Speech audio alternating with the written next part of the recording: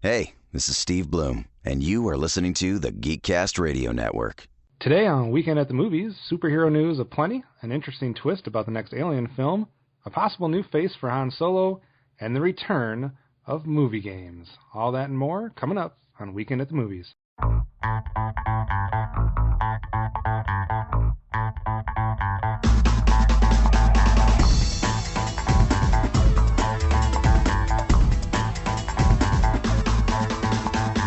All right, welcome to another episode of Weekend at the Movies. Should have a pretty fun episode here for you, full of some good stuff and some tweaks to the format. So just giving you a heads up before I introduce who's here with me. We'll start by introducing everybody, kind of checking in with how people's weeks have been going and what movies they've been seeing. Then we'll, as always, take a quick look at the box office. And then we'll float into our news segment, which is going to be a little bit different. We've twisted up the news segment a little in listening back to user comments and just personally listening to the episodes. Our news segments were admittedly getting somewhat stale, so hopefully this new little twist will add some zest to it. We'll list off what trailers are available for you all to check out, and then we'll get into our main attraction, which this week will consist of a small brief Oscar discussion, mainly from Dan and myself reacting to the Oscars from last week, because I know not everybody watched them. And then we'll get into our main attraction, which will be the return of movie games, and it's a supersized version of that, because we've never had 3 contestants for a movie games day, so that'll be fun, and hopefully go off without a hitch. And then we'll just take a quick look at the upcoming weekend and what people can look forward to from films for this next week. And we'll finish with a question for you guys so you can interact with next week's episode. But before we can get to any of that, we have to introduce who's on the panel today. And it is the Weekend at the Movies alum. We got everybody here, basically, outside of one of the original fellas. And starting here with Movie Revolt, Dan making his return. Dan, you've been on some special episodes, but it's been a long time since you've been on a Weekend at the Movies, just regular old episode. Yeah, I think the last time was the Oscars, so it's been about a year, so yeah. It's come full circle. Exactly. But it's great to have you here. And then, of course, we have Adolphus Shabadoo. Hello, Nate. Hello. And Fridley Sant. Hi, Matt. Hi. All right, let's start with Matt. Matt, how's your week been going? Have you seen any films this week? And just what's been going on? My week's been pretty boring. It's my first week going back to work. As I mentioned last week, I had the week off. And as such, I haven't watched any movies, but we didn't talk about what the movies I watched last week, and I watched like half a dozen, so I'm going to just act like that happened this week. Because I had the week off last week, so I decided I would catch up on the old Kevin Smith movies, because I'd seen some of them, but I hadn't seen all of them, and it had been forever since I'd seen the ones I had seen. So I watched Clerks, then Mallrats, then Chasing Amy, then Jay and Silent Bob Strike Back, then Clerks 2, which is just about all of them. I didn't watch Dogma. It's the only one I actually own. So I've seen it a million times. And also Comedy Central had it just set on repeat for like 5 years there. So I didn't need to rewatch that one. So what was the best out of the group? Probably Chasing Amy. Like, it's the least funny of them all, but it's like the best movie of them all. The Clerks 1 and 2, like, really, I don't know, have a very personal connection. Like, I didn't realize that until this rewatch, because I'd seen them both in the past, just how much certain elements mimic my life. And that was really cool to see. But I don't think they're nearly as good of movies. But they're hella entertaining. What's the worst of the group? Mallrats. Yeah, Mallrats. No, wait, never mind. Jay and Silent Bob Strike Back. Like, Mallrats, I don't know, Mallrats has got some issues. It's fun, it's great, and I imagine if I'd watched it in the mid-90s, it would have, like, been amazing. It's a little dated, but Jay and Silent Bob Strike Back is literally, like, masturbatory. It's just, hey, like, every character that's been in any of the other movies is getting in this one. Like, Jason Lee plays 2 or 3 different characters because he's been in every movie as a different character. I think Ben Affleck might play 2 characters, but I could be wrong about that. Like, a couple people just are playing multiple characters because they've been multiple characters in different movies. And it's just like, we need to get every single character, like, even if they only get one line at the very end. I mean, it's not terrible. It's not the worst thing, but it is a little just like, how can I make it work so that everyone's in it, and that it doesn't help it. I think you have just won the award, though, for today for the best use of a word that you don't hear every day. So I appreciated that. Did you see anything outside of the Kevin Smith movies? I saw one that's technically not a Kevin Smith movie, but kind of, which is the Jay and Silent Bob Super Groovy cartoon movie. I don't remember who adapted it. It might have been Jason Mewes, but it's like Kevin Smith wrote a comic book like 15 years ago. Someone adapted it to be a screenplay script or whatever, and then Jason Mewes produced and maybe directed it into a cartoon movie. Kevin Smith mostly just did voice work on it, I believe. Gotcha. I'm not familiar with that one. Dan, what's your opinion on the Kevin Smith filmography? What's the best and worst? Oh, wow, the best. I do like Dogma quite a bit. In Clerks, the worst, I might have to say Jersey Girl. I would probably say the worst out of everything he's done. I need to see that one because I haven't seen Jersey Girl yet. Or maybe you don't, according to Dan.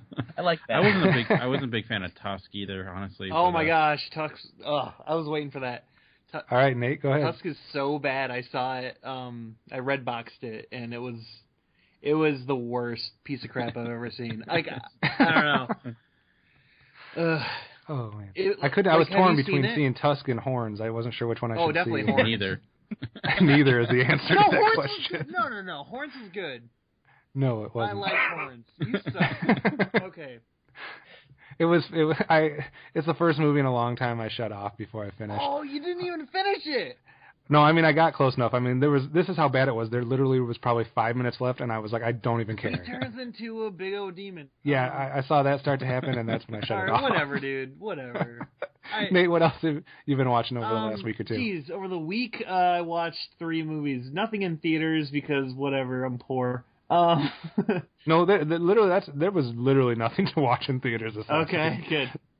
So you're okay. But I watched The Mummy with Brendan Fraser and Mirror Mask. And, good movie. Yeah, it was pretty good. And Punch Drunk Love I watched. Who did I... The guys at True Bromance or something were just talking about Punch Drunk Love on their last episode. Were they saying how awesome it was? Because it was pretty awesome. They were trying to figure out why everyone else thinks it's awesome, I think is what was going on. Oh, well, whatever. I really liked it. How's your week been going, though? Good. I don't know. Job's going well? Definitely. Oh, it's so much better. Excellent. Dan, how about you? What have you been watching this week, if anything? Not a great deal. I did do a thing called the Best Picture Showcase over the last 2 weekends where AMC does it where they play all the Best Picture nominees over 2 days. And the last weekend was the second day where I saw Boyhood, The Imitation Game, Theory of Everything, and I missed the fourth film because we ended up getting this massive snowstorm for no apparent reason. It was like one of those things where it's like we're getting 3 inches of snow, and suddenly it became a foot of snow. So they actually closed the movie theater, but what was weird, though, is that they closed the movie theater, but they kept the Best Picture Showcase going. So we're the only people in the entire theater. So it was really creepy. It was just like, it was really odd because there was like no sound when you walked out. It was just really quiet. And it was next to this mall that's been long abandoned. It looks like the mall from Dawn of the Dead, or from Dawn of the Dead. So it was a little weird. So I missed the last one, which would be American Sniper, which I saw already, but it was just getting kind of bad at, so we left. So did the snow keep the annoying people away? No, that's impossible. There wasn't that many. There are some people that were very opinionated, the normal, very loud, and maybe very opinionated and wrong on things. But it comes with the territory. I'm used to it. When I saw it last year, I loved Her, and like everyone else didn't like it, so I had to deal with people like, basically trying to understand why I got nominated and all that stuff. So I'm used to it. People must be much louder and outgoing when it's time for that showcase, because usually I don't get a bunch of reaction from the moviegoers. Like when I'm in the theater, I don't get a bunch of reaction, or I don't hear a bunch of comments. Are they just more vocal that time around? You just have more time in between movies too, so you have like a good 15, 20 minutes where it's just, so what else are you going to talk about besides the thing? But the women from the last year weren't there for the They were there, day? but we sat, like, it was 3 years in a row, we sat in front of these people who were super, super annoying, and loved every bad movie and disliked every good one. Like, hated Gravity, hated Her, loved, like, Philomena, which is not a bad movie, but it's not fantastic. But we sat in front of them, like, every year, but finally we didn't. But then we sat in front of this other guy who was just super annoying, and he was talking the one day about how Her wasn't a good movie because the director and the writer just had two different ideas and they couldn't get along. And I wanted to tell him that it was written and directed by the same guy, so I don't know what he's talking about. But I didn't. I'm like, I don't really care that much. But you're a better man than I. But the second day of the Best Picture Showcase was, I think, a little weaker, mostly because I'm not a big fan of either the Intimidation Game, or I don't dislike it. It's okay. Or Theory of Everything. I think Theory of Everything is probably, to me, the weakest of the bunch. But did see Boyhood again, which I actually ended up liking even more the first time around, kind of knowing that the second part, the last 20 minutes tends to drag a little bit, but knowing that coming in, it was a little bit better. I was hoping to see American Sniper again, but because I like it. There's a lot of issues with that movie, and that's about it. That's all pretty much I saw. I saw like the first 30 minutes of Citizen 4, but I fell asleep. So. Gotcha. So Boyhood better on the second watch, Birdman worse on the second watch? It went down a little bit for me. Like, I had issues with it. I'm like in the middle of this Birdman debate where you have those who like best movie ever and like you who hate it, and I'm like in the middle, which is kind of weird. But the second watch, there are certain things that I didn't like the first time around that even bothered me more rewatching it. So yeah, I went down from a 4 to a 3.5 for me. Gotcha. But Whiplash ended up going up. That movie's freaking. If I can recommend anything, and it just came out on DVD, or Blu-ray. I love that movie. That is sitting on the table waiting for me to watch it in the next day or two. But yeah, we went to Redbox. I don't know when was it. Last night we went to Redbox, and the plan was to go pick up Big Hero 6 and Whiplash since that was the first time they were available. Apparently, I was not fast enough, even though we were getting snow, to get there to get a copy of Big Hero 6. Because I stopped at two different red boxes and there was not a copy of Big Hero 6. What is the best animated movie of the year? So apparently, according to the Oscars, so that apparently caused a great deal of excitement for everybody to go out and get that. So instead, we got The Book of Life. There you go. A different animated film. So we checked that out. We just finished that yesterday, and we'll have to get to Big Hero 6 sometime later, I guess, so I can see the best animated film of 2014. Outside of that, the only other movie I saw this week was Nightcrawler. Nice. So I've almost completed getting through all the movies that I've missed. I still have to get to Selma, Whiplash, and Most Violent Year for sure. I know those are at the top of a lot of people's lists. But Nightcrawler was a real good movie. I enjoyed it.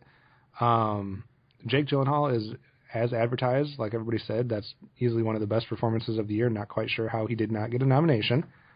And it was entertaining throughout the whole thing. I don't know if it wowed me as much as it wowed some people, but still a real good movie. I think if I was tabulating my movies again, it would probably be in the top 10. I'm not sure where, but it wouldn't be like top 1 or 2, but it would definitely be in the top 10 for me. So I didn't hate it like Twitter was trying to make me sound last night. First-time watchers and DJ Valentine were giving me a hard time. I did not hate the film. It was a good film, just not my favorite film of the year. Still haven't seen that. All right, so we're going to take a quick look at the box office, which there's not much to see. Like I was telling Nate, you didn't miss much. I mean, I actually had an opportunity where I could have gone to the theater this week, and I looked at both theaters near me, and I couldn't find an excuse out of the films being shown that I haven't seen to go see anything.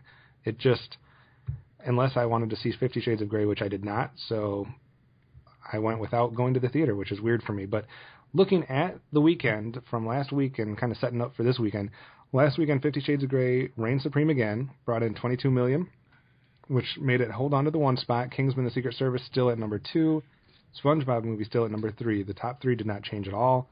And newcomers, McFarlane USA took 4th, and The Duff, which is just a weird title, took the 5th spot. American Sniper just holding on at number 6. And good God, American Sniper brought in another $10 million. It literally is like less than $20 million away from becoming the highest grossing film of 2014. Wow. So, I mean, it's only got 2 more films to beat Guardians and Hunger Games, and it's like 10 to 15 million away from them. When we were talking about, I remember having a conversation earlier in the year about like what's going to be the biggest. Did any of us say American Sniper? Last year, no, and I don't think anybody even knew it was a film that was going to be made. So it's just one of those ones that kind of snuck in. It was kind of like the year before. Nobody would have picked the Lego movie to be that big, or not the year before. But there's always that movie that comes in like Frozen or Lego movie that you don't know about, and all of a sudden it's doing great. Right. But yeah, American Sniper just please take that out of theaters so it doesn't take the first spot. But I mean, I have nothing. I mean, I do have some things against that film. All I know about that movie is there's a hilarious scene where he holds a fake baby. It is hilarious, and it's like really fake. It's like the best part about that is we were looking for it. Amanda and I were waiting to see it because we'd heard at that point, since we were late to the game, we had heard it and we were looking for it. And we're like, is that the scene with the fake baby? Is that the scene with the fake baby? And then all of a sudden we saw it and we're like, oh, that's the scene with the fake baby. It's so easy. Yeah. So yeah, it was very easy. I mean, I'm not going to get into that film because that would bring a whole nother debate on people's ability to change historic events for the story, and if that makes it okay or not okay. I have major problems with the things that were changed. But overall, if it was just a film that wasn't based on real events, it would be a great film. Yeah, I don't get that. I don't think that matters. But. I think it matters when it's not necessary in certain things. I mean, you know what I mean? Like if it's added because it adds a side to a character that we wouldn't get normally, or it adds like a different plot element. And I think some of the stuff that's changed for this story works fine, and I don't have a big deal with it. But the other issue, like, and I don't want to spoil anything, but like the stuff that like the very first scene, whether it happened or not, doesn't affect me. I don't care. Like, that doesn't bother me as far as the story goes, but when it's a main underlying plot of the entire story, then to me it's a little bit more problematic. But like I said, if you can take this away and just say, forget it's based on a true story and just watch it for the story, then it's a great film. I wouldn't say it's a great film, but I don't know. To me, I don't understand the idea of, we'll probably get to this later, why you would, I think a director or filmmaker should have the right to make whatever movie they want to. So what if it's based on a true story? To me, it doesn't matter. And if you limit them and say, well, you have to do it this way because that's the way it was done, I question that a great deal. My issue with it is just the changes they did were kind of ridiculously stupid. Right, that's my problem. If it's like a legit change and it doesn't, like, my problem is, as a history major, I've been way too overexposed to over time how people warp what actually has happened and hasn't happened. And I don't like anything being out there that's going to service a misconception about how something happened. Now, this isn't that major of a, we're not talking about someone like disbelieving that the Holocaust happened here, or something ridiculous, or something like that. Like, so it's not as big a deal. But when it's something more major like that they change, that people can then go on believing that that's how it actually happened in a different situation, a different story. That's when I have more of a problem with it. But like I said, it's more for me on this one is why, there wasn't to me as good of a reason for why they changed it. Like you said, it was more of a ridiculous change. Yeah, when it feels fake and it is fake, that's not a good thing. Right. Yeah. But 50 Shades of Grey also took over the top spot for the year right now. Its total is $129 million, which puts it just barely above SpongeBob, which who knew SpongeBob was going to make so much money. Yeah, seriously, like that. I don't know, that didn't have any fanfare coming out. Like, and it's such an old franchise that, like, I think that's why people just associated it to like almost like a direct-to-DVD. Like, oh, this is just a movie based on a cartoon. But I mean, the first one didn't do very well. Yeah, but definitely did well. And Kingsman, hopefully, with another week or two, will finally be past its budget because it definitely deserves to make more than its budget. Should be about a week and a half before it passes that. So that'll be good for the people that have Kingsman people in our draft, in our league, because we'll finally not be losing points on them. I don't know why I say we, because I don't have anybody in that film. But you're losing points, so. And then looking at next week, Dan, do you think Focus has any chance of knocking 50 Shades of Grey out of the top spot? Jeez, man, there's a choice to make. Focus or 50 Shades of Grey? I don't know. Well, 50 Shades of Grey, looking at how much it dropped, I can only see it dropping further, so maybe potential. I just don't know if there's a lot of good. I don't know anyone who's like, I can't wait to see Focus, so. Or if everybody hates 50 Shades of Grey and didn't have anything to go see this week, maybe it'll just be like, oh, finally a film that's worth checking out for some people. I don't know. But yeah, 50 Shades of Grey dropped 74%, so hopefully that's a sign. I mean, that's what happens when a movie's terrible. If anything, maybe Kingsman would, since that has positive word of mouth, maybe that could maintain, and everything else would fall, so that could take it. But by just default, I would be all for that. So I would be all for Kingsman taking the top spot. That would be great. But yeah, focus. Is it just because it's Will Smith, or is it the trailers and the plot?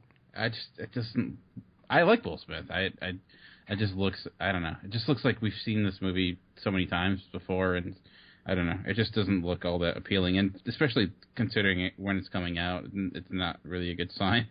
But yeah, right. It just, I don't know. It doesn't look that interesting. I feel bad because, Will Smith used to be like, you have to go see whatever he's in, but lately he's just been doing kind of garbage work. Yeah. And last thing that I'll say about the box office before we move on is if you would have asked me last week, I would not have been able to predict that Hot Tub Time Machine 2 would actually lose to both McFarlane USA and The Duff.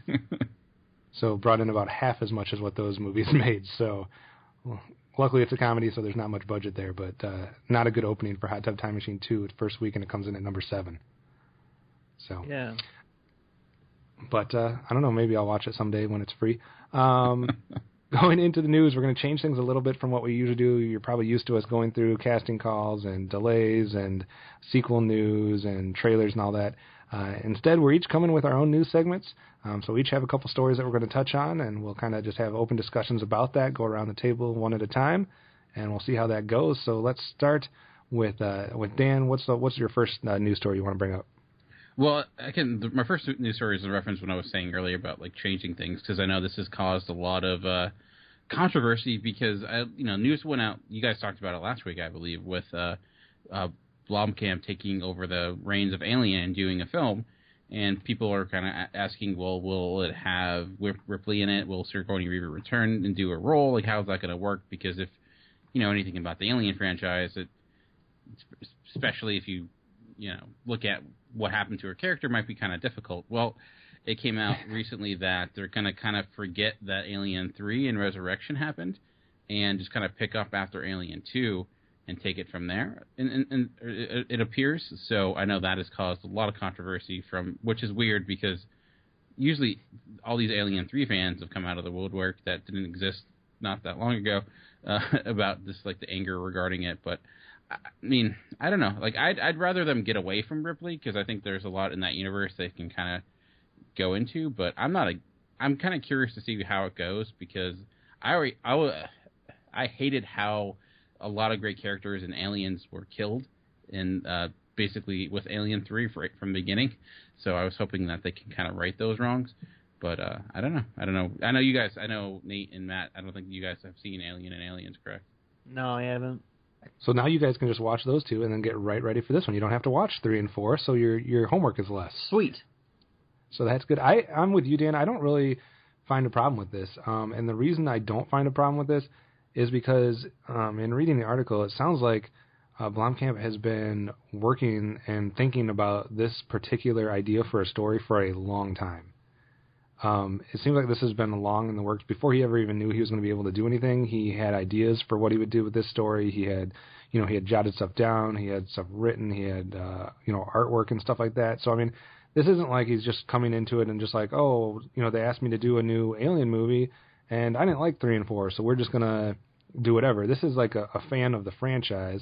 This is someone who's put a lot of thought into it, and I respect his other work that he's done, so it's kind of one for me where I'm just going to trust the person in charge here and see what he does with it.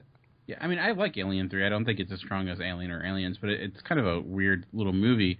So I don't know. Like I said, I like the world of Alien, and kind of why I like Prometheus, because just how they kind of took it in a little bit of a different direction.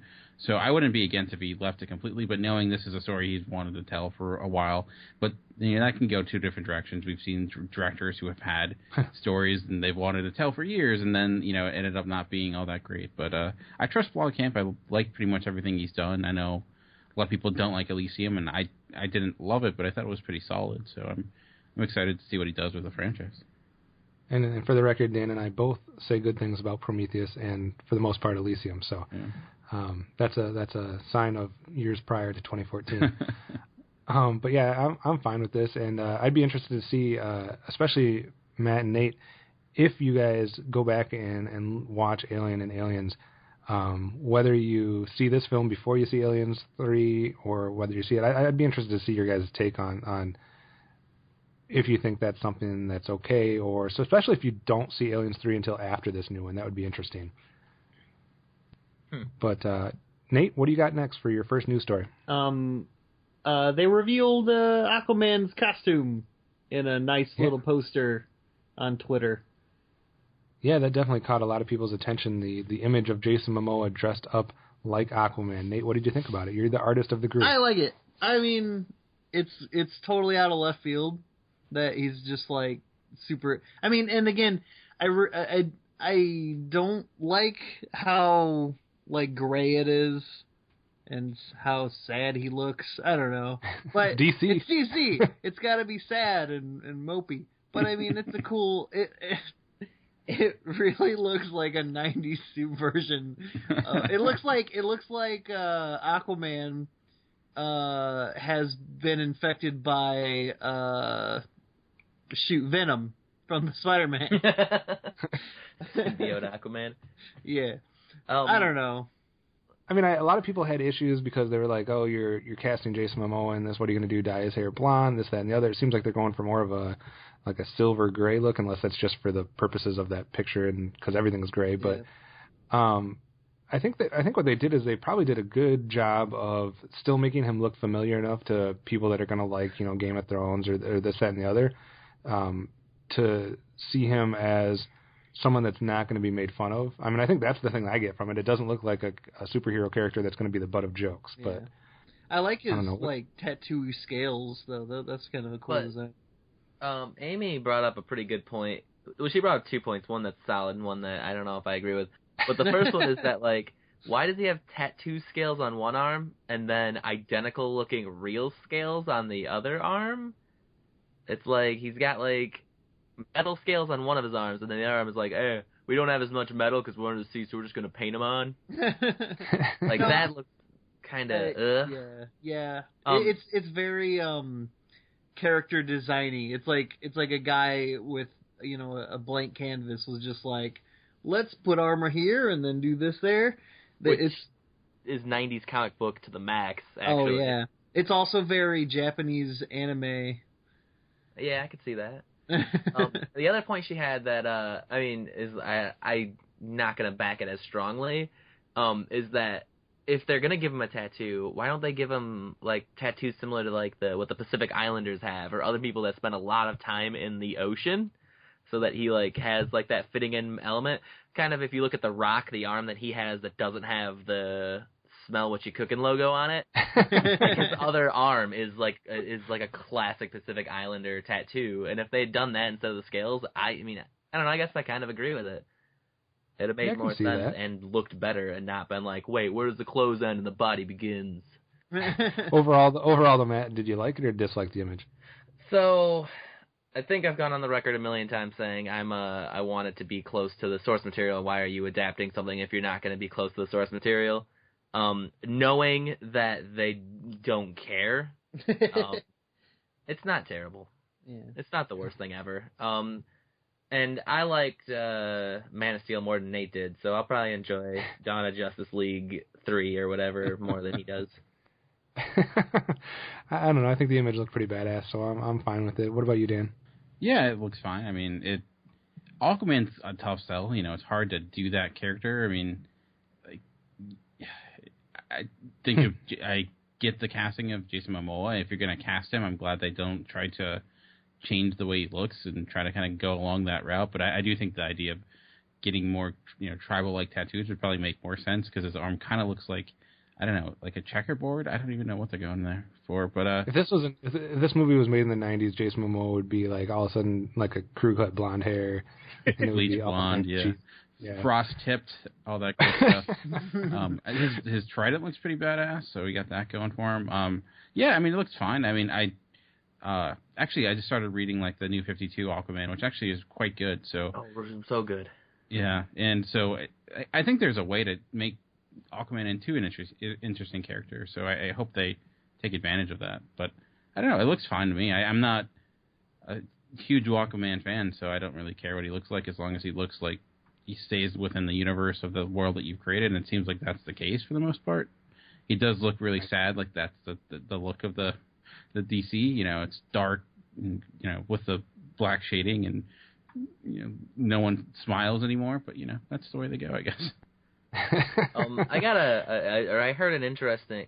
I can't remember whether it was heard or read, but it was an interesting article about how everyone thinks Aquaman's a joke, and they talked about how it stemmed from the original Super Friends TV show. Where everyone on the Super Friends TV show was kind of, like, really dumb. And it was, like, really silly, stupid stuff. But, like, everyone since then has gotten their own individual stuff and gotten bigger. And Aquaman never got that treatment. So everyone just thinks of him as this, like, really dopey character from the 60s. Nothing's broken the mold yet. Yeah, and, like, they didn't, you know, do the grim and gritty Aquaman like they did Batman, or, you know, Superman has been in the light constantly. So everyone just looks back to this really dopey cartoon and, like, that's what Aquaman is. And if they do more like the New 52 Aquaman, like, they could really do that character a service. Well, what everybody needs to do that thinks that is play the Injustice game, because Aquaman is a badass in that game. He's great in that game. He's the best character to play, and I don't play very many of those types of video games, but he just kicks everyone's ass with the trident. So and then he'll, like, unleash a shark on you. Right, but also the trident can hit you from, like, across the screen, so you don't really even have to get close to people. You're just like, da-da-da. But anyways, that's my video game expertise coming to play. Matt, what is your first news item? My first news item is from the Age of Ultron. Again, since I said earlier, I'm a big fan or big proponent of, if you're adapting a source material, try to be as close to the source material as possible. When I heard a couple of months ago that they weren't going to have Hank Pym be the inventor of Ultron, honestly, it half ruined the movie for me in my mind already. I don't get the idea of being like, hey, we're just like this thing, only we're not, and we're going to be more popular than that thing. And so, oh, I've been a fan for years, and now I'm just getting stepped on. Like, that's what the whole Transformers franchise has been. And it's, I don't want it to happen too much in the Marvel movie universe, because they've been pretty good about a lot of things. So this article came out, and it was an actual interview with Joss Whedon, and he's got some pretty good points about how, a character like Hank Pym, he's bigger than just, being a side character in a movie like this. And he didn't want to take away from, was it Edgar Winter? Or Edgar Wright. Edgar Wright. He didn't want to take away from that Ant-Man movie coming up and just kind of usurp the character. The direct quote was I also thought it was a bridge too far. Ultron needs to be the brainchild of the Avengers and the world of the Avengers in the MCU. Tony Stark is that guy. He talks about it's like we got this brain of Tony Stark and we got this brain of Bruce Banner, and it's like, do we really need to bring in Hank Pym and be like, so all those brainy characters we're throwing those guys out to bring in a new villain real quick for just one movie. And so I get in the universe of the MCU, it's probably a good idea to not keep them around, or bring him in rather. I mean, maybe if they had him, just do it in relation with Tony Stark, have him be a Stark employee or something, and then get a bigger picture in the next movie, I think I would have liked that more. But I can see why. And even, maybe even a movie exec might have said something, and that they're just, not bringing that out. Don't bother with that. See, I think from a timing standpoint, it would have made sense for people to see him appear there, because obviously then, a few months later you're going to actually have, I think it's a few months after that, the actual Ant-Man comes out. It's like 2 months. So, I mean, it's really close. But it's so close that I don't think it matters that much, and I think based on his reasoning, it makes sense to me. So I'm okay with it. I don't really mind based on, like I said, do we need 3 super scientists in the group? I don't necessarily think we do. Dan, what do you think? Yeah, I'm fine with it. I think it's a good point. If you it's going to seem rather conspicuous if you bring a character in and also that character is responsible for the villain of your movie. And plus, since we know Tony Stark a little bit more, it'll, you kind of, there's more of an impact there, knowing that he's the one who created this character. Plus, it can lead into Civil War a little bit. That could kind of explain his change of character and why he might be on opposite sides of Captain America depending on what happens. So I do think there's a lot of benefits, and I'm not a person who minds if things are altered or changed as long as you can do them and make it effective and there's a reasoning for it, not just being lazy. And to me, since Ant-Man hasn't been established yet and you're still kind of developing him some, well, I guess technically based upon MCU, Ant-Man was like older because you have Hank Pym who was in the 60s or what have you. But yeah, I don't know. I don't really care that much. It's fine with me. This is something that if DC was doing it, that he would definitely be appearing. They'd be like, yeah, get him in there, push it. No, I don't know. I'm the least intelligent comic book person amongst the people here on the record. But since when does changing storylines or backstories in comic books have any bearing on anything? Oh, don't they do that like all the time? You usually don't they just reinvent their universe like every 3 years? You or usually something? need a special thing like a Days of Future Past to do that, or there's an Gotcha. explanation. Unless you're Marvel, I guess. Ultimately, Marvel doesn't care about the continuity. They care about the book you're reading being good and being in line with itself. So, like, if you see Captain America, and in one book he's on the moon, and in one book he's, in space, and one book he's on Earth, and in one book he's black, doesn't matter if it's a good book. That's kind of their point. And as an old DC guy, that bothers me. It's like, no, I want to be able to follow this character through everything, and it's the same character. But you know what? I mean, if the story's good, why should it matter? Nate, any thoughts? I'm pretty much with Dan on the whole, changes. I don't care if they change it, as long as the story's good. That's about it. Yeah, I don't have anything. Cool. My first news item is possible casting for a young Han Solo in one of the Star Wars spin-offs, and the name getting thrown around, of course, is Taron Egerton, who we just recently saw in Kingsman: The Secret Service. I'll let you guys talk first, but Dan, do you think he makes a fit for a young Han Solo? Speaking of someone who hasn't seen Kingsman, sure, why not? Have you seen him in anything else? No. What else has he been in? I don't even know. I'm trying to remember now, and I can't even put it together. But he's been in some other stuff. He seems good. I could see him, or even like Ty Sheridan, who's been in like Mud and a few other things. But yeah, I mean. And then also in the article, it was talking about possibility that it was going to show. Obviously, it's the young Han Solo, young exploits of it or whatever. But they talked about the possibility of the movie showing how he came into possession of the Millennium Falcon, and how his relationship began with Jabba the Hutt. I mean, I don't know. Obviously, I think those are the two easy things that you would focus on for people that don't know the books and whatnot. Yeah, I'd love to see like them in high school together. That'd be awesome. Oh man, Matt, you're a big Star Wars fan. What do you think? Should that be the focus on the Han Solo film? Should what? The high school? No. Well, yes. Should it be him and Jabba the Hutt in high school, hanging out in the hallways? For everyone who's a classic Dragon Ball Z fan and then watched Dragon Ball Z Evolution and saw what it was like to take a character who didn't know how to read or do math in the original source material and bring him to a movie where he's in high school, you know that it's a great idea and it's box office gold. No, it's a terrible idea of that. No, I'd actually probably want to see that. I don't know about Taron Egerton. He didn't seem like... Han Solo is supposed to be like, and this is a weird way to put it, but he's supposed to be like Lando with less smooth. And I think if Kingsman is the only source I've seen for Egerton, Egerton, it's a weird name. He's less smooth to too much of a degree in my mind. Like he needs to be charming still, and I don't know. Eggsy did not do it for me. So hopefully, he shows himself more before the movie comes out or before it gets cast. But yeah I don't know. It's not the worst choice. I think there's potential there. I don't know if he's the absolute best choice. There's probably someone out there that would, as always, there's probably somebody out there that would be a better choice. But I don't have any problems with it. I'm not going to go up in arms and be like, why did you cast Hayden Christensen as this character or something like that? It's not going to be that awful. So. I'd give him a shot at it. Nate, I know you didn't see Kingsman, so you probably don't have much to... I have no idea who this kid is. All right. He was clean slate. He was only in, like, a TV show. Yeah. Yeah, I looked up his IMDb and was like, nope. I mean, I like the idea of going up to, using someone that's not as well known. Totally. I mean, obviously he's going to be known for Kingsman for people that have seen it and stuff like that. But I still think it's better than going with somebody that's too established, because that character deserves somebody that we somewhat have a clean slate with. It's kind of like frickin' Han Solo. Harrison Ford? Thank you. Jesus Christ.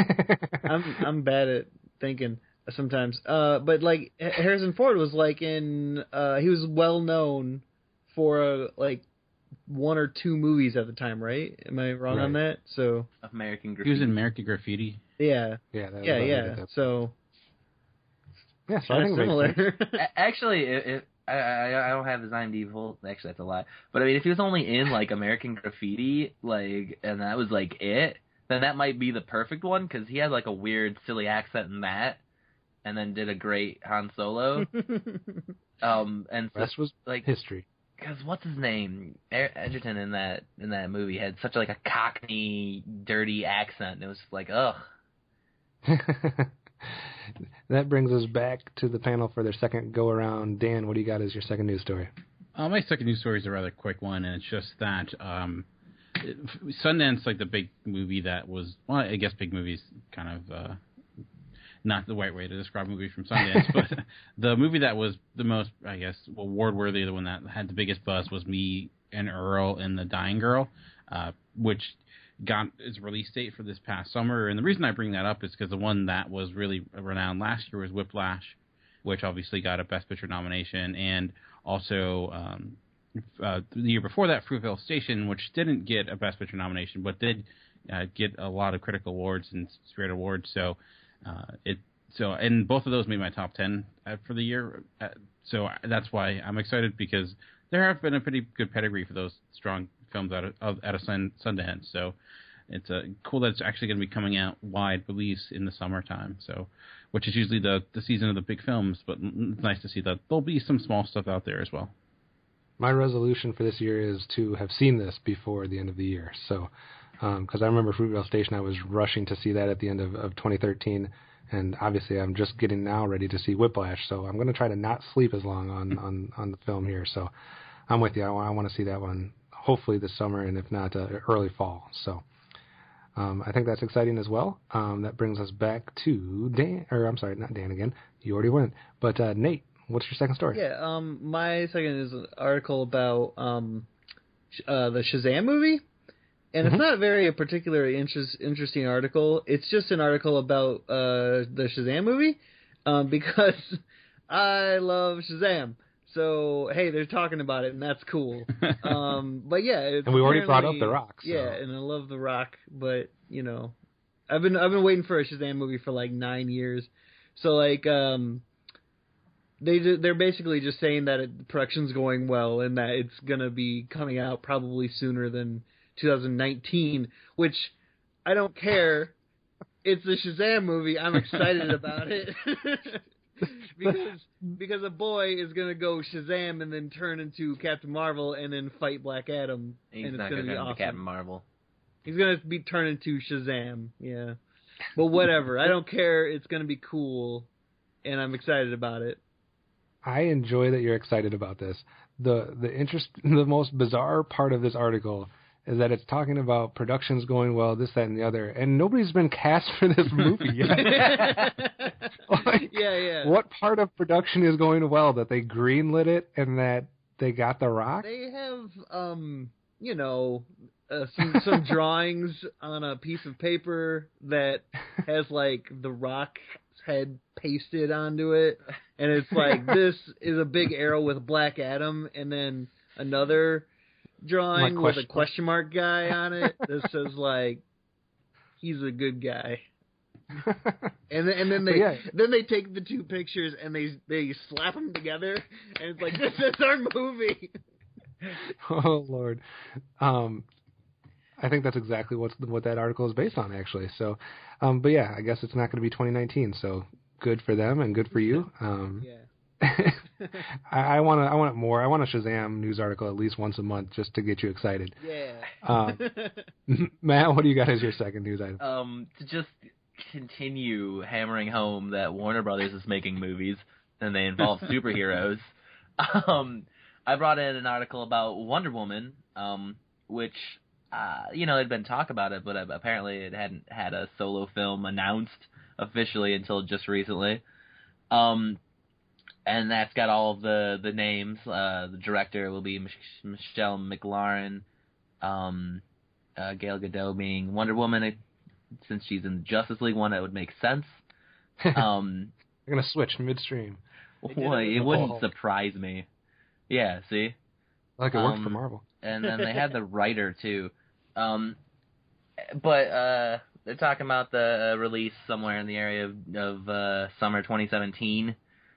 I don't know. It's interesting, and I'm excited, kind of.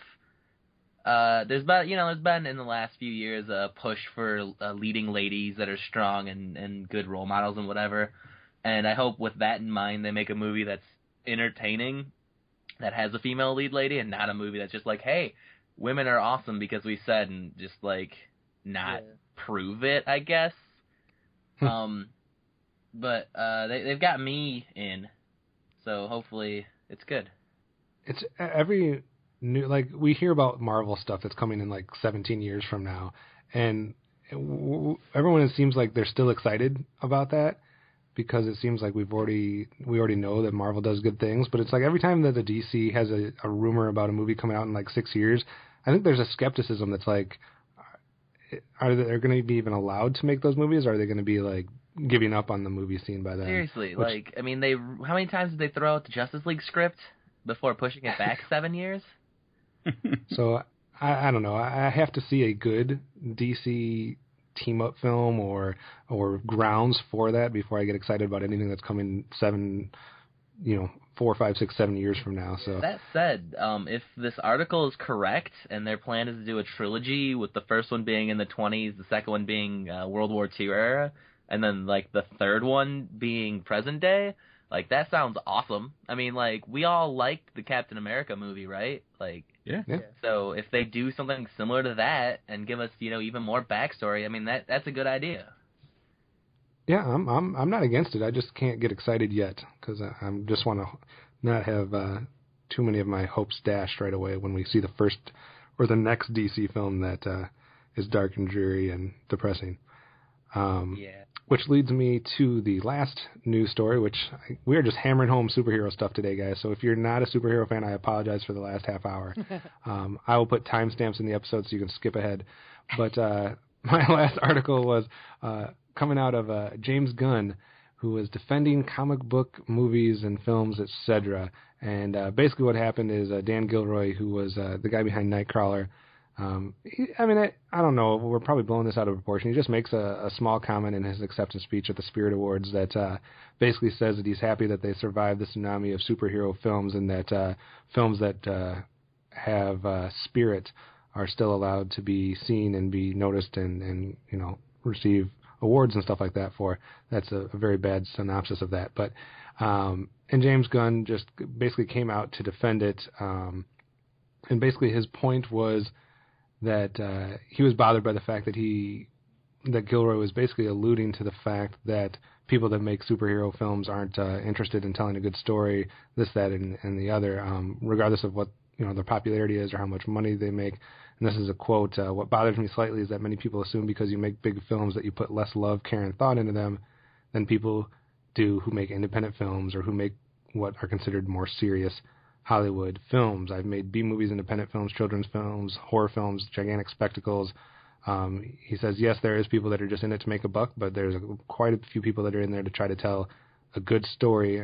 Last quote here: "If you think people who make superhero movies are dumb, come out and say we're dumb. But if you as an independent filmmaker or a serious filmmaker think you put more love into your characters than the Russo brothers do Captain America, or Joss Whedon does the Hulk, or I do a talking raccoon, you are simply mistaken." Dan, what's your reaction to this article?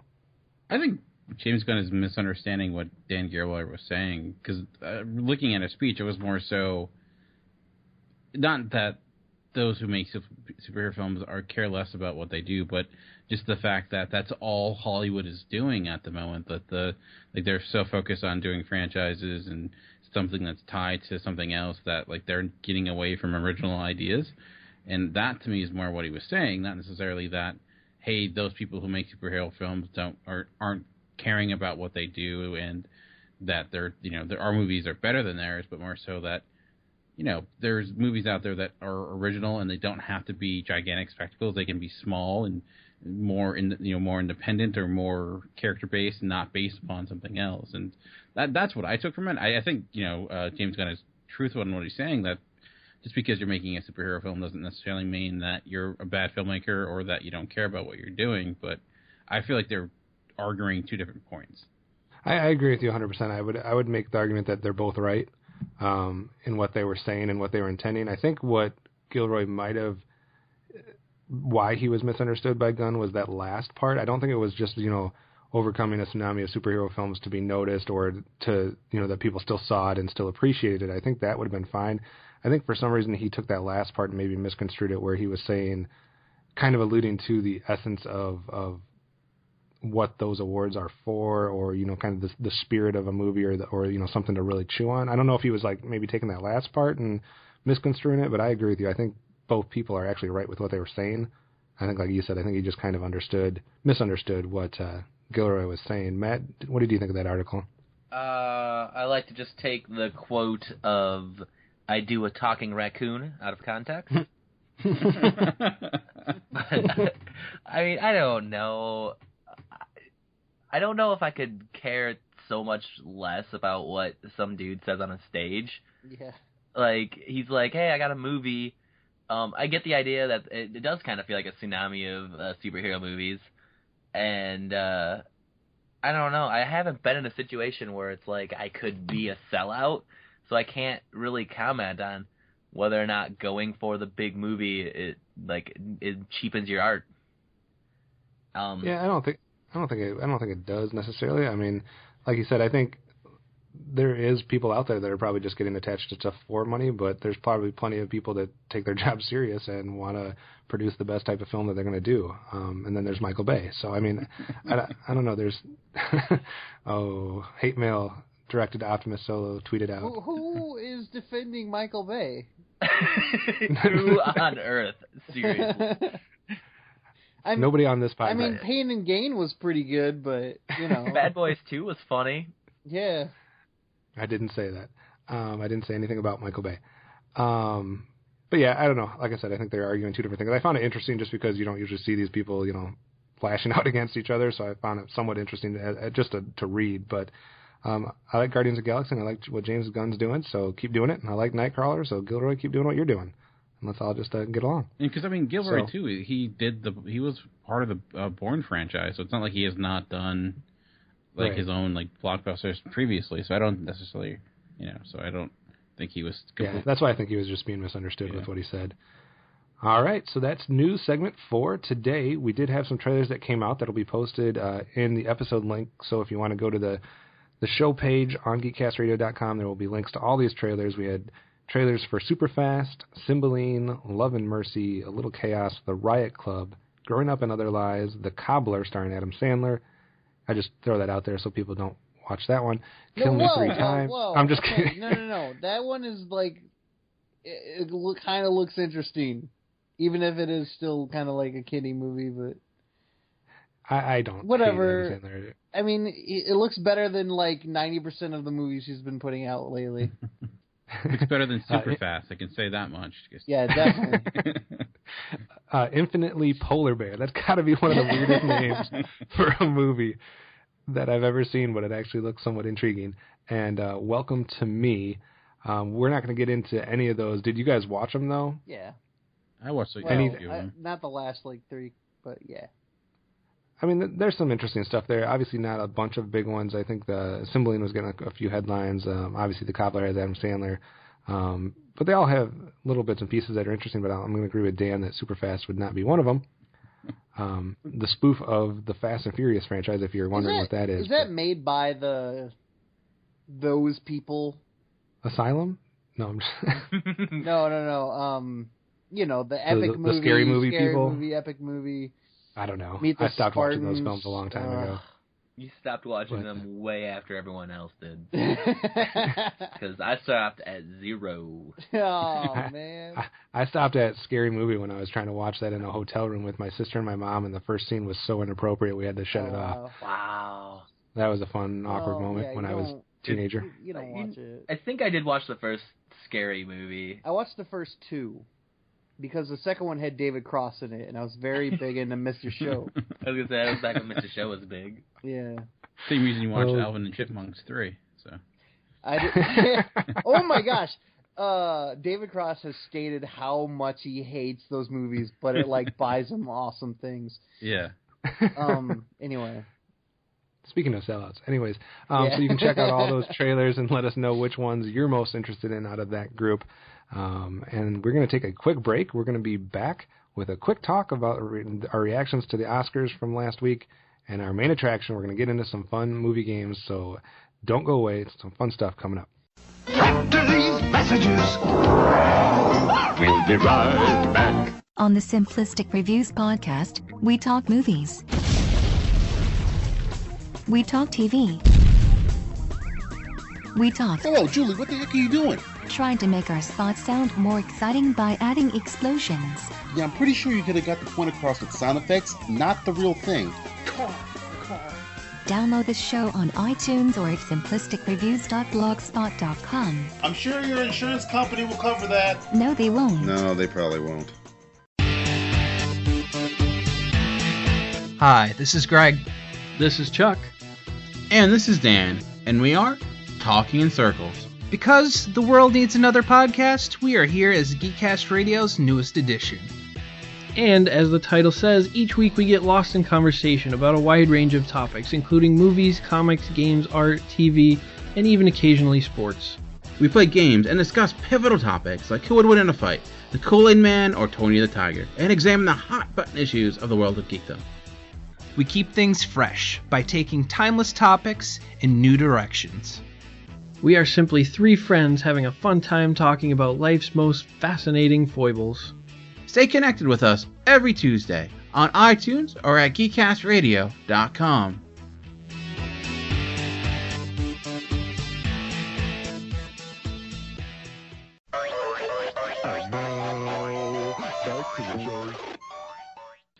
All right, thanks for sticking with us. It is time for the main attraction here on Weekend at the Movies. Before we get to the movie games, we got to do a little bit of justice here by recognizing that the Oscars happened between our last record and this one. Dan, I know you watched the Oscars, as did I. What was your biggest takeaway from that? What did you think? Biggest surprise, biggest thing that made you happy, biggest thing that made you mad? Just kind of give us your general thoughts. Okay. Well, my biggest surprise was not like talking about awards, but the production of the show was that I was finding it interesting because like Neil Patrick Harris wasn't awful. He was okay, but it was weird that like the best parts of the night were the musical performances and the speeches, which are usually like the most boring parts, but there were actually pretty good speeches this year and a lot of great musical performances, like the Lego performance, which was literally awesome, as they would say. And I thought Selma's performance was really great, and even Lady Gaga doing Sound of Music was, I was like, wow, she can literally sing. I did not expect that. So the show itself, it's the Oscars, so to me it was about what I expected. They, boring parts, some funny parts. Neil Patrick Harris did. I think it's impossible to do that show and do it really well, no matter how funny someone is. Something about it, just like it sucks all the funny out of you, and you can only do so well. But they've tried every type of person up there in the last 10 years. I swear. I mean, I liked Jon Stewart when he did it. I actually really liked Hugh Jackman. I think he was like the best one in the last few years. I don't know, maybe he's a big enough name, but I just think the writers for that show are often pretty bad. I think that's what kills it. But Ellen, I think, was the one that had the best ratings in the last 5 to 10 years, which is interesting. Yeah, and I think what hurt the ratings this year was that there were no huge films. It was mostly smaller films. It's interesting though that what's cool about it is that only one film that won an award that was not an independent film, and that was American Sniper. Everything else was an independent film that won an award, which is kind of crazy. I don't know, no huge surprises award-wise. Big Hero 6 winning was not a huge surprise because they have a love affair with Disney and Pixar. That's why Brave won a few years ago and didn't deserve to. And Sorry. But yeah, so none of the actors, pretty much everything went as expected. I was hoping Boyhood would get something. It got supporting actress. I thought it at least deserved editing, considering its production. I thought Linklater might have a chance at director, considering what he did, but it kind of just went Birdman all the way. Like only one that really bothered me that Birdman one was best screenplay, which I felt like is the weakest part of Birdman, if anything. So I think I would have took it other places, but I was happy to see Whiplash take away so much because it was well deserved. Yeah, I agree.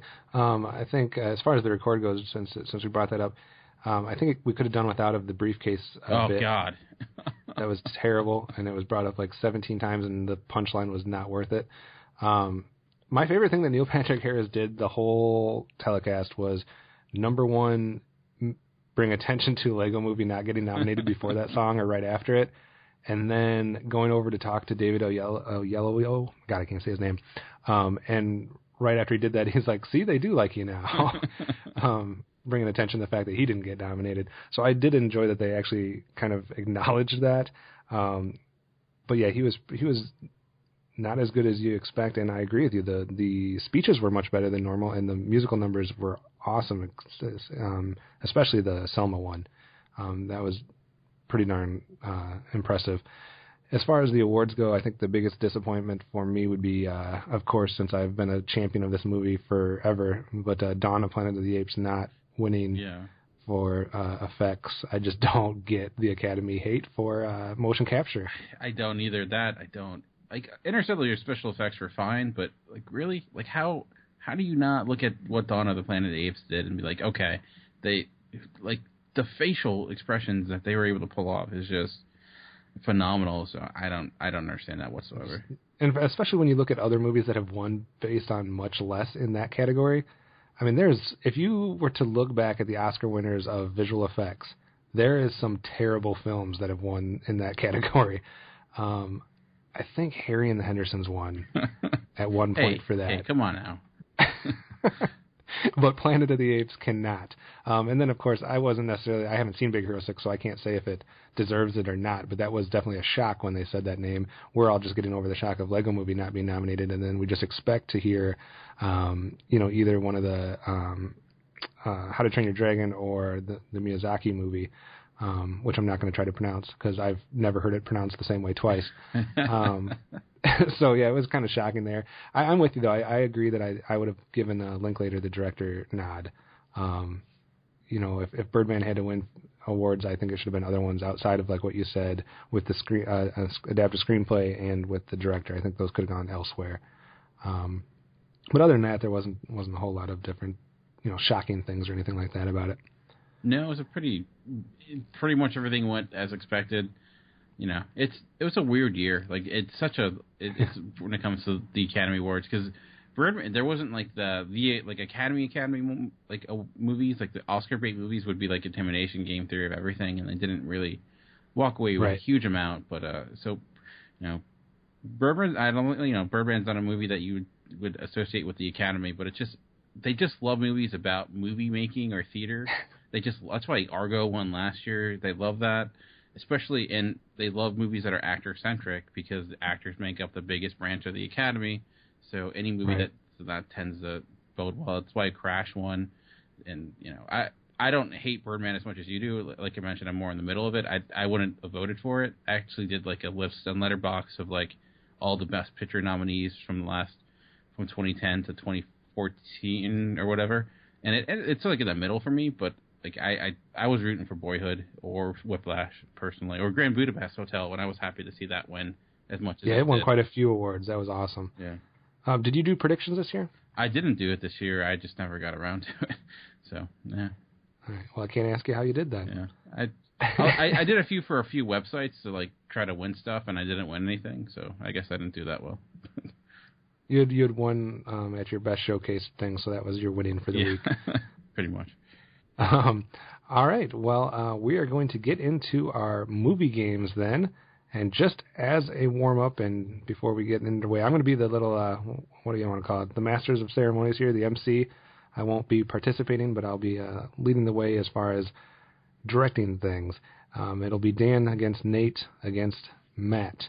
And for those of you that don't know, we do all kinds of different things in movie games. They all have different formats. Hopefully they're fun, but usually they're stuff that we've never done before, so sometimes it's experimentation. And as Dan, you know, when you experiment with all your fun things and talking in circles, sometimes it works, and sometimes it works better. So sometimes it falls flat, and yeah, I've been there. And then the podcast goes awkwardly long. Yeah. But we are going to actually do something. I'm going to tie it into what we are starting next week, because next week we're actually going to have a special episode for Weekend at the Movies. Dan and I were, I don't know if we've talked about this on air or not before, but Dan and I were both talking earlier last year that we had some ideas when 2014 was over, because it's the halfway point in the decade. So, you know, we've had the first 5 years of whatever you call this decade. It's so hard now that we're in the 2000s. I don't know what you call the first two decades, the 2010s. Yeah, it just sounds weird, but you know, we're halfway through. We've had 2010, 11, 12, 13, and 14, so we can start making our best of the half-decade list. And you know, it started with one thing, and now it's getting into some other things. And we have different categories, different genres that we're going to be looking at. So we're going to be breaking down our top 10 superhero films of the last 5 years, our top 10 drama films, our top 10 comedies, etc. We have a bunch of different genres that we're going to get through. Then we're going to get to a point where we do our actors and actresses, the best ones of the half decade. And then we got a two-part episode where we're going to break down our top, I believe, 50 films of the last 5 years. Well, next week marks our first venture into that project, which we're going to be doing intermittently throughout the rest of 2015. So you'll probably hear one a month or something like that for the rest of the year. And the first one we're going to be doing next week will be our top 10 science fiction and fantasy films from the last 5 years.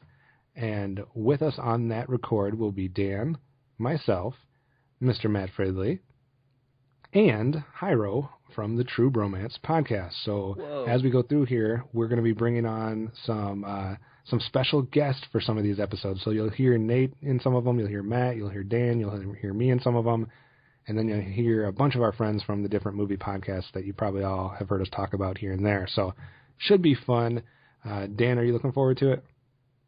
Yeah, I'm definitely looking forward to it. It's definitely rather hard to come up with the list because I always feel like I'm forgetting something or overlooking something, and then you think, okay, 10 movies, that's a lot, but then you think about the fact it's 5 years, and then there's a lot of space there that you don't have, or not a lot of space there, and you end up running out. So, yeah, it should be fun. I love making lists, probably more so than I should, so I'm interested in seeing how it works out. And, yeah, for some genres it'll be easier than others. Some genres it's much harder.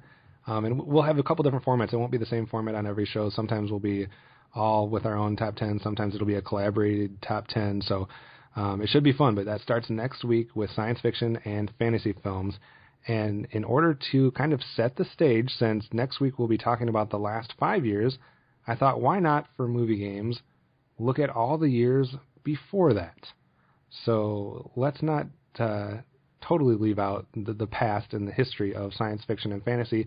Let's get people thinking about what the best science fiction and fantasy movies have been before we get to our top 10 of the last 5 years. So what I've done is I've created two games that are going to deal with science fiction and fantasy films. But before that, we got to warm up. So my warm-up round, to determine who goes first in our first of 2 rounds. We're going to have a warm-up round, and then we're going to have 2 rounds. Don't worry, you won't be here all night. But the warm-up round, here's the title of the game. Sean Bean, Dead or Alive? Oh, dead. Okay, so I won. Dead. I am going to name a film or a TV show, and you have to tell me at the end of that film or TV show, is he alive or is he dead? Spoiler alert. Spoiler alert. If I say something and you haven't seen it, quickly mute it and jump ahead about 2 or 3 minutes. If you're listening on Stitcher, it's got a 30-second fast forward. There we go.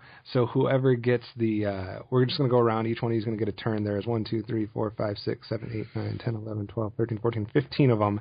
So you'll each have 5 shots to get it right or wrong. I might skip a couple if it's stuff we haven't heard on. But let's start with Matt.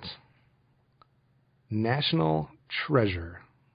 The film National Treasure. Man. Does he end up alive or dead? Dead inside, or does that count? Or Like everyone who watched it.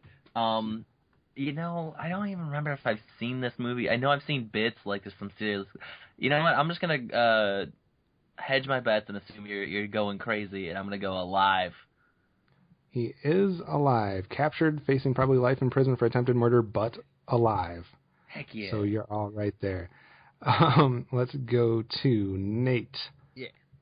Percy Jackson and the Olympians, the Lightning Thief. He was... I mean, I don't even remember who he was in that one. I've seen the second one more than the first. I'm gonna go dead. All right, in Percy Jackson and the Olympians, the Lightning Thief, he ends up alive, but probably only because he played an immortal god. Oh, wasn't he? No. See, I should have. Well, I was thinking. I don't remember seeing him in the sequel, so he's probably died. All right, Dan, you're up next. The film is GoldenEye. He is dead. Yes, first he falls 500 feet off a satellite dish, and then the satellite falls on him. You know, just to hammer home the point. So he is definitely dead in that. Matt, let's go with Anna Karenina, the film. That's a movie I have heard the name of once. I'm just gonna go with the statistic and go with alive or dead rather. I think he ends up alive, but about to head off on a suicide mission. It's gonna push though. I'm starting to worry here.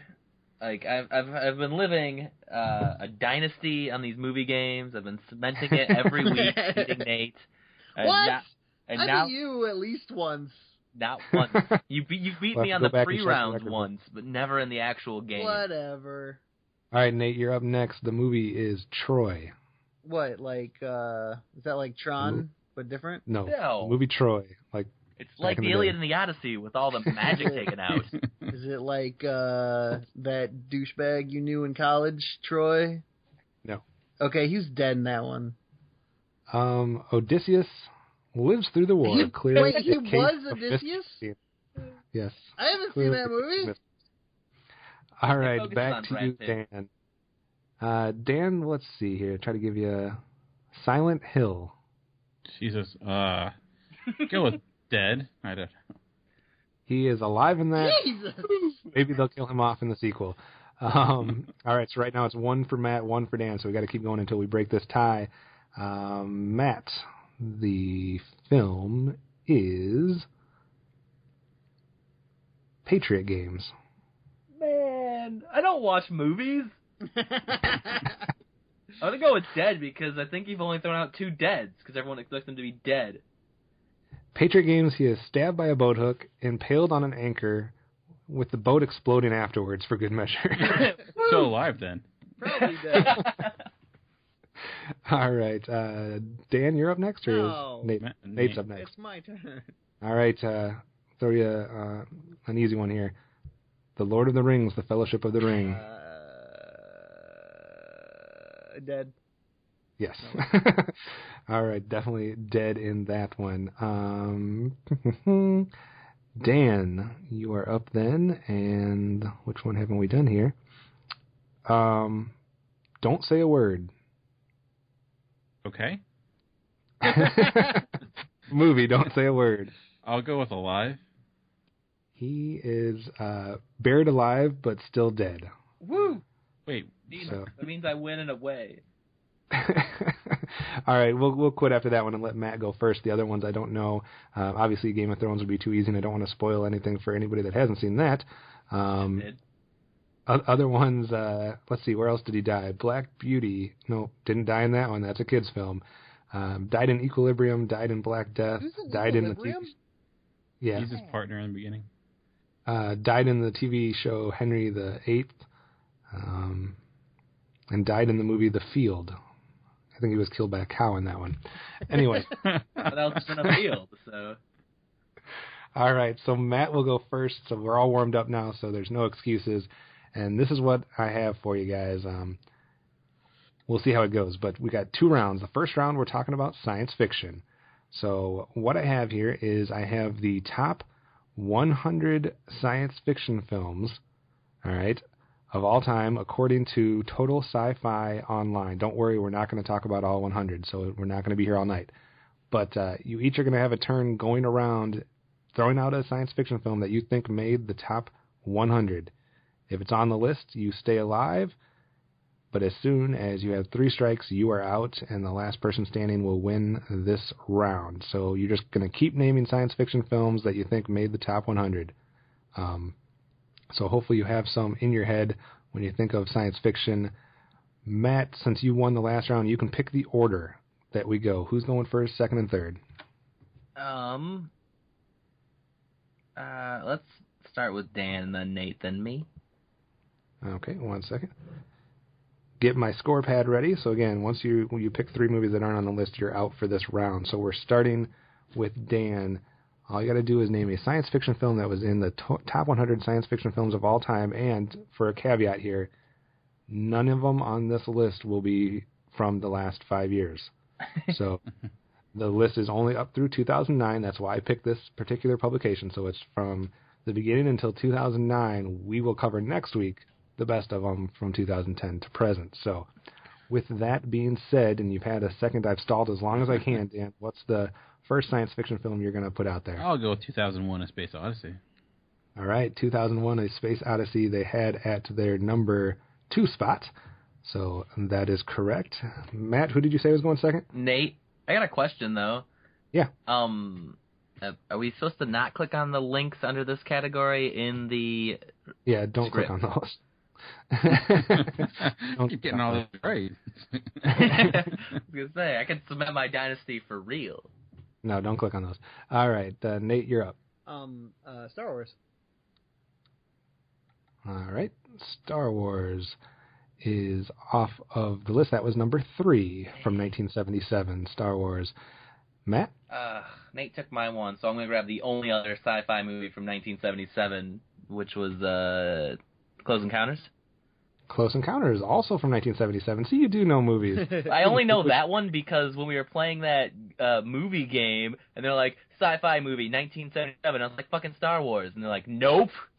And forever that is cemented in my head. Nice. That was a great movie game. We got to play that again sometime. Got to finish. All right. Pass the popcorn if anybody's wondering. Great game. Dan, you're up next. Back to the Future. The fun part is me trying to go through 100 things to find them. Back to the Future is number 36, so you're good with that. Nate, you're up next. Back to the Future 2. And the sequel fun begins. Back to the Future Part 2. It's kind of like betting $1. I'm somehow surprised, but no. Oh, come on! Part 2 is not on the list. Nate gets 1 strike. All right. And Matt, we're back to you. Shoot. I had it. I had one that I was like, this one's probably a pretty good choice. Is this sci-fi fantasy? This one's just science fiction, okay. According to however they defined it at Sci-Fi Online. Right. Do we got, classic one just remade, Arnold Schwarzenegger on Mars? Total Recall. Because that was a legitimately good movie. That was his first song. That was a roundabout way to get to that one. That's on the list at number 20. Heck yeah, it is. So, Dan, back to you. Alien. Alien, number 4 on the list. We're going in order almost for some of these. We got 2, 3, and 4 out of the way. Nate. Blade Runner. Blade Runner's number 1. Hey! That was my next one. Knocked out the top 4. Matt, you're next. Dang. Nate keeps grabbing mine. 2 over. So, I can ask, there are sequels on here? There are. Well, I'm going to go with Empire then. Empire Strikes Back is number 13. Yeah, wow, seriously. Now we'll have a run on... No, I just want... Dan, you're next. Metropolis. Metropolis is number 5. Excellent. You're not cheating, are you? No. I'm just kidding. Trying to go with the ones I figured have to be on there. Right. Nate, you're up. The Road Warrior? The Road Warrior, Mad Max 2, number 34. Nice. Matt. Dang. And just so you're aware, I have a pretend stopwatch in my hand, and you have like 20 seconds each time. Well, then I'm just going to say Return of the Jedi. Return of the Jedi has to be on here. It's number 35. So that is out of the way. And Dan, we're back to you. Aliens. Aliens, number 15. And it fits since we were just talking about them. Excellent. Nate. Big Trouble in Little China. What? Yeah. Big What Trouble. Science fiction's in that. I don't know. It's got crazy Chinese magic. That's just fantasy. We're going to mark a second I don't strike. care. It's good. for It's a good Nate. movie. I really like that one. I'm sorry. Whatever. All right. Matt, back to you. Wrath of Khan. Wrath of Khan is number 19 on the list. Dan. The Matrix. The Matrix is number 21 on the list. Be careful, Nate. You only have one strike left and you're out. What do you got? Back to the Future 3. Oh, what are you doing, man? Committed suicide, Sean Bean style. You can sit the rest of this one out, This is sir. my favorite. All right. I'm just choosing the movies I like. I don't care. Whatever. All right, Matt. Dang, I'm gonna lose. The Last Starfighter. The No way! last. No, dude, that movie is amazing. It's a little 80s, a little dated, but it's an amazing movie. I'm looking for it. I am looking for it. I am Control not F. in it. I don't want to do it that way. It's too easy. But no, I'm not seeing The Last Starfighter, so that is your first That's criminal. strike, Matt. Dan. Let's go with the original Planet of the Apes. Planet of the Apes is number 8. Oh. Matt. What about the original Star Trek movie? The original Star Trek movie, like Star Trek the... Does it have a name? The Star Trek movie, I think. Ooh, First Contact. Oh, I'm sorry. No, that's Next Gen. Yes. No. Like, you're talking about the original, like, first Star Trek movie ever. Star Or Trek the Motion Picture. 2009 Motion one. Picture. You have a second strike, Matt. Dang. Whatever year that was, 1970 something or whatever, is not on here. Dan? So you said this is up to 2009? Yep. Including movies from 2009? Correct. Avatar? Dun, dun, dun, No dun. way. Nate's doubting it. The man that is out of the game is doubting your pick. It had the elements of setting forward the technology in the movies. I'm just thinking if it came out that year, it was a huge movie. Right. So. It didn't make the list. Right. Somehow not on the list, so your first strike. Matt, you can't have any more strikes. Well, then I'm going to have to go with a surefire thing like E.T. the Extraterrestrial. Oh, That's dang. number 9 on the list, so we have 3 left in our top 10. Jaws. You can't pick You're it. done. I feel like this is turning into Celebrity Jeopardy real quick here. Dan, you're up. I'll go with another classic then. This has to be on it. The original The Day the Earth Stood Still. Day the Earth Stood Still is number 6 on the list. We still got 2 in our top 10 that we haven't picked yet. Matt, can you get one of them? I could get a strike.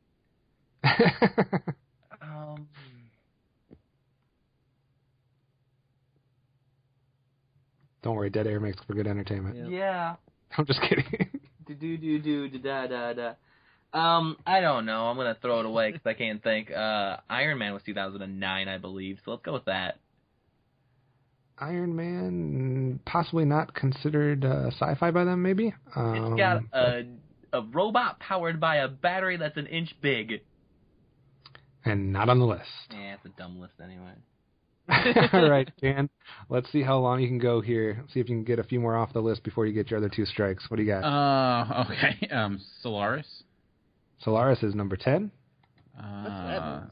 Terminator 2. Terminator 2 is number 32. The original Terminator? Terminator is our 7th. That's the last one in the top 10. Oh, jeez. Science fiction. Children of Men? Children of Men. They consider that science fiction or should not? be on there, but yep, 66. 2009. When was Moon? Was probably too small to come out. Moon is number 74. Oh wow! All right. So weird. Were they Moon, but not? I guess that makes sense. Yeah. I don't know. I can't really think of it. Invasion of the Body Snatchers. Invasion of the Body Snatchers is number 56. Which the You're on a original? roll. Yes, 1956 version. Okay. What else do you got? A couple more? I'll go for one. I don't think this will make it, but maybe Jurassic Park. Jurassic Park is number 25. And not Iron Man? Nope. The man can't be stopped. You got a few more in you, Dan, and then we'll call it a quit. Just Blame Runner Aliens. What's another classic science fiction for Forbidden or the Andromeda Strain? I don't know if that'd be on there. Yep. Andromeda Strain is number 48. Was that a good movie? I like that movie. It's dated, but I like that movie. It was a really boring book. It's kind of a boring movie, but it's very, I don't know, it's very like procedural, but I kind of liked it. What else? Logan's Run, maybe? It's kind of a bad movie, but maybe. Logan's Run, 63. Really? Logan's Run's I'm really surprised that. Yeah, it's really dated. Don't be ashamed, Dan. Keep strutting the stuff here. You're getting mad movie points out there from all that are listening. No one's They're gonna be surprised. afraid Dan's of you. amazing. I just watched a lot of movies. It's not. I can't believe Back to the Future 3 wasn't on it. I got the nothing. best I one? can't think of anything else. We said Terminator. What's else did Spielberg make? We said Close Encounters. Going through my head. Indiana Jones. That's the fourth one. Not science fiction. Oh, the fourth one would not have made this list. The 80s. The Thing? The Thing. I would think that would be on. The Thing is number 23, yeah. All right. I got nothing. So if he's done, I got some questions. Yeah, go ahead and guess a few what more. about the Fly or The Fly? The Fly was number 31. Okay. Brazil. Brazil is number 17. Day of the Triffids. Day of the Triffids. What is that? I've never heard of what? That was it's like a British post-apocalyptic movie. It was kind of big. Like, I don't know. There's a few animated films on there. What would they be? Titan AE. WALL-E. WALL-E is on there. Yeah, number 37 for sure. The Fantastic Planet. Yep, Fantastic Planet. And, that's a trippy movie. Yep. Some other films Metal? on Heavy Metal. I don't. That's science fiction, though. I guess not. Yeah, that one didn't make the list. You guys did pretty well as far as the top 25. We've named almost all of them. A Trip to the Moon, Silent Running. I wouldn't know. I didn't think they would count that since it's a short film. Yeah, that's so old. Silent Running, Akira, Tron, and RoboCop are the other ones for the top 25 you guys didn't get. I really didn't like Akira. Really? Other than that, some of the bigger ones there from the rest of the list, Clockwork Orange. Wait, that's science fiction? It takes place in the future. The Fifth Element. Okay. Really? Yeah, from 97. That made number 28. Other ones in the top 50 would be The Abyss, Eternal Sunshine of the Spotless Mind, and some other ones I'm not as familiar with. And then from the other half, we only actually picked 4 from the second half of the list. Other ones on there would be the 1954 Godzilla, Gattaca, Minority Report. I should have kept with Spielberg. Yeah. Yep. Ghost in the Shell, Star Trek: Undiscovered Country, That's 1979. That's Mad Max, Donnie Darko, Soylent Green, Starship Troopers, 12 Monkeys, Event Horizon, Independence Day. Independence Day, really? Yeah. THX 1138, Dune, the 2009 Star Trek. Galaxy Quest, the 1980 Flash Gordon. Really, Predator. Flash Gordon? Yeah. Dude, Flash so Gordon's for the whole awesome. list, No, it's amazing. It's just surprising that some of these other ones aren't on there if that one is. so for the whole list, you can go to the episode post and we'll have the link to the whole 100 so you can peruse that and take a look at that. But we will give Dan the crown there for the science fiction round. And we will move into our round 2, which is basically going to be the exact same way, guys, except we're talking about fantasy films now. So we're going to switch it up. Since next week we're doing a combination sci-fi and fantasy top 10, we got to pay homage to those that came before us in the fantasy world, too. Again, nothing that from the last 5 years is included on this list. I think the most recent one, the most recent one is a couple from 2009. So this list came to us from digitaldreamdoor.com. They do actually have a top 100 list of every genre possible and all kinds of other lists. So if you're a movie list fan, they have a ton of them. I'm not a fan of movies, just movie lists. Yeah, that's all I like too. I like listing everything. Like I like my favorite list. I have a list of my favorite lists. Oh, BuzzFeed is shit in here. But Dan, since you won that round, you can pick the order this round. Who's going first? Let's keep it the same way, I guess. Okay. So we will start with Dan. Remember, we're talking fantasy films now. I will say that's probably one of the genres that's interpreted or defined the most differently.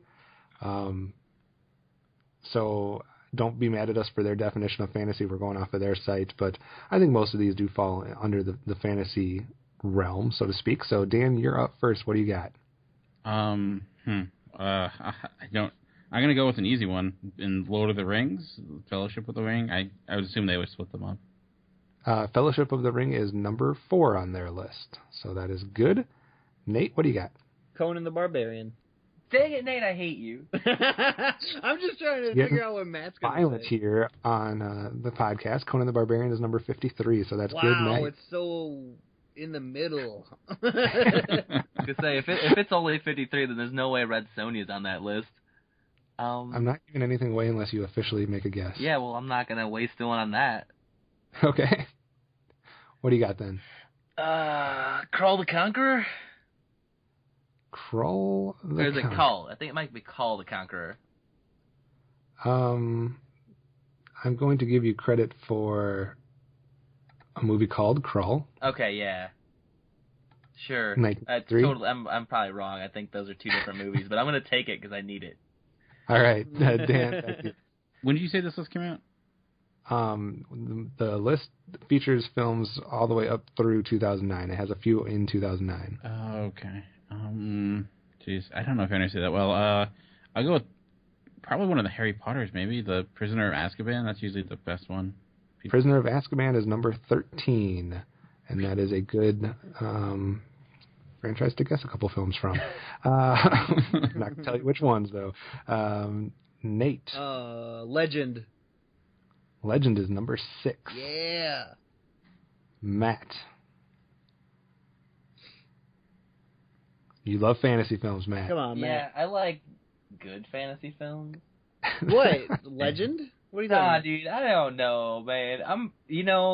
I've got the worst memory of any person I know. Right, yeah. Other than maybe Nate's wife.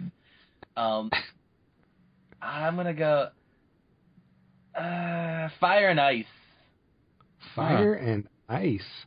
I like that. I don't know if I'm seeing it here. Fire and Ice is not on the list somehow. It wasn't amazing. No, it was kind of boring. Good animation, but... All right, so that's the first strike for Matt. We're back to Dan. Well, I guess if heavy metal wasn't science fiction, maybe it'll be fantasy. So I was kind of based off Fire and Ice, go heavy metal. Heavy metal. I don't know if it'd be fantasy or not. I don't know what that would. It is not on the list. So we'll give you the first strike of yours, and back to Nate, the only person without a strike. Nate, what do you got? Willow. Willow is number 9. Yay! Nice. Excellent pick there. Matt, back to you. Let's go with the easy pick of the first Harry Potter movie, Sorcerer's Stone. Sorcerer's Stone is number 8. Second Harry Potter film to be mentioned, and that will keep you alive with no strikes. Dan, back to you. 1 strike. Okay. Fantasy.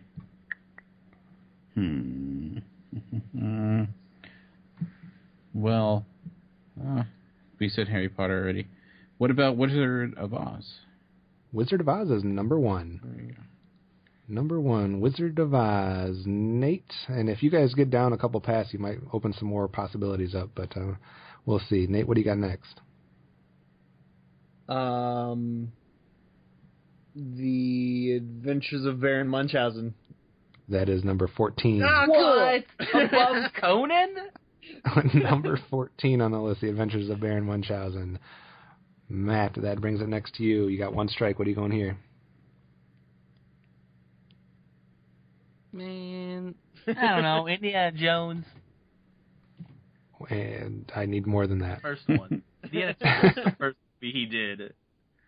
Not the first. Is that the Ark? I don't know. Raiders of the Lost Ark. Yeah, is that the first one? Yes.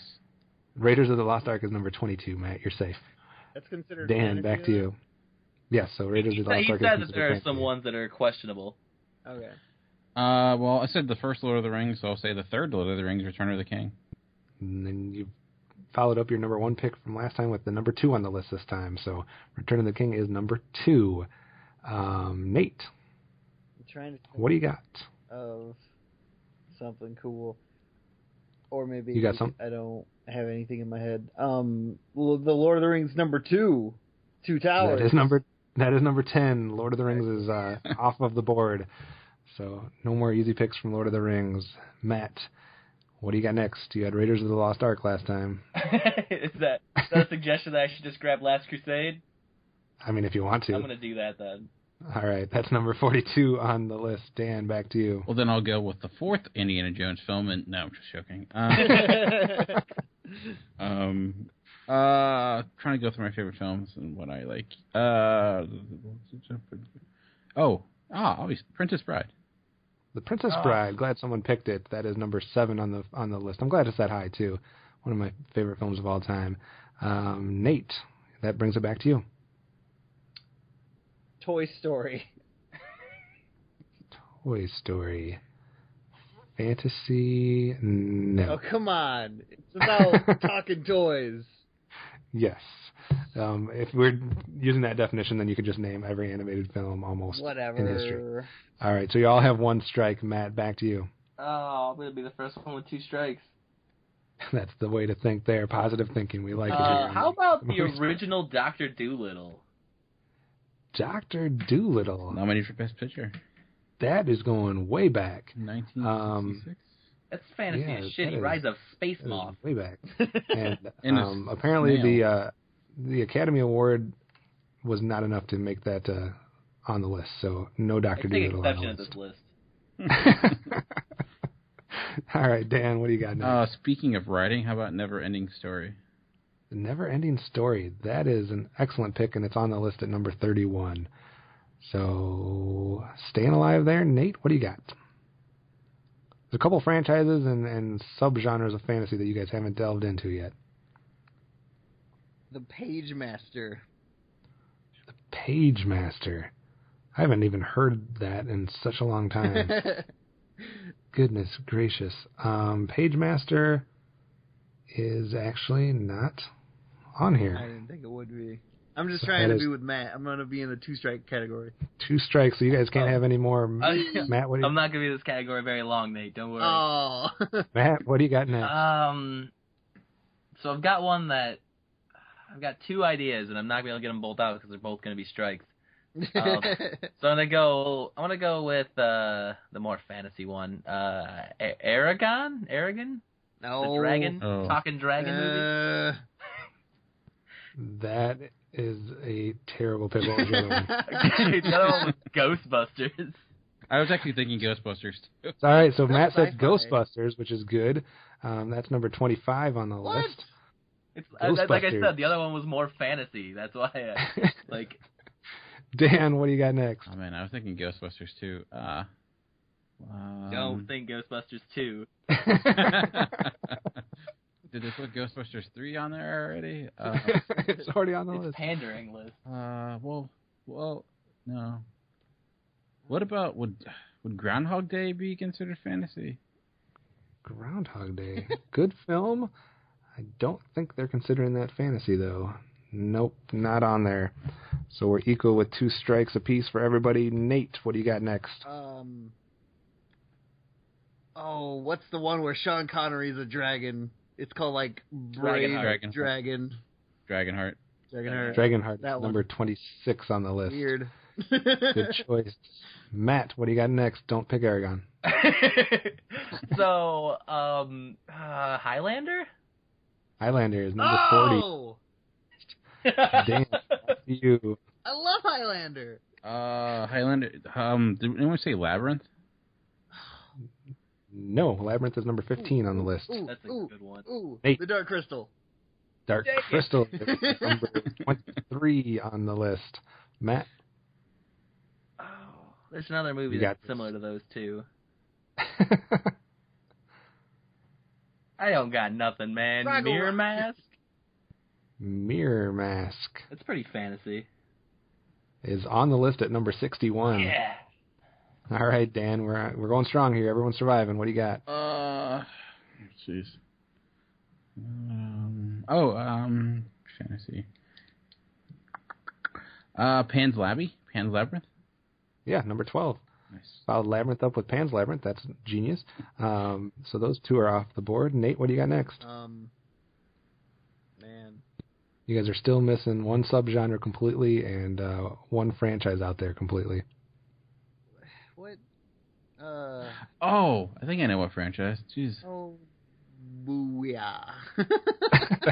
I don't think I'm going to count that as a guess. No, I know, the one where Shaq was a robot. Steel? What? You're thinking about Kazam?